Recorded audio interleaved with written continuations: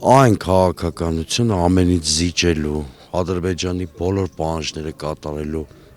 քաղաքականությունը կամ մոդելը, որ որդեգրել է Նիկոլ Փաշինյանը, Հայաստանի որևէ տեղ չի տանում։ Այդ մոդելը կամ բերելու է հայկական պետականության կոլապսի, որտեղ մենք զիջում ենք ամեն ինչ, իսկ Ադրբեջանը չէր շտապում այդ խաղաղության փաստաթուղթը ստորագրել, կամ բերելու է նոր պատերազմի, եթե ինչ-որ փուլում որոշես Ադրբեջանի հերթական պահանջը չկատարել։ Այսինքն ստեղ պատկերացումների վեճ է։ Նիկոլ Փաշինյանի արածը խաղաղություն չի։ Խաղաղության 3 կոմպոնենտ հիմա կնշեմ, որոնք խաղաղությունը Նիկոլ Փաշինյանի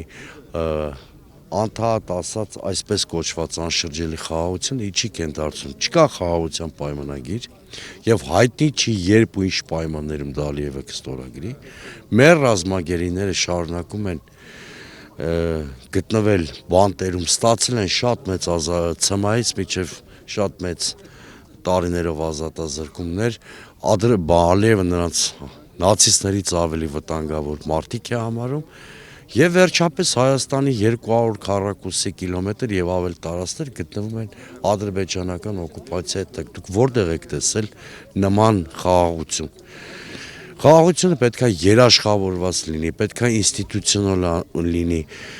Դրա փոխարեն Նիկոլ Փաշինյանը որոշել է նախընտրական զինադադար հաստատել ամեն ինչ հանձնելու, զիջելու գնով։ Սա Նիկոլ Փաշինյանի արածը խաղաղություն չի։ Ավելին, խաղաղությունից խոսում եմ իշխանություն, որ ավերու պատերազմ է բերել։ Երևի դուք տեսաք, թե Խոջալույի այսպես կոչված կեղծ ցեղասպանությունը տարելիցն էին նշում Ադրբեջանում, էլի Ալիևի ինչ ելույթներ, առնվազն 4-5 անգամ Հայաստանին թշնամի երկիր անվանեց։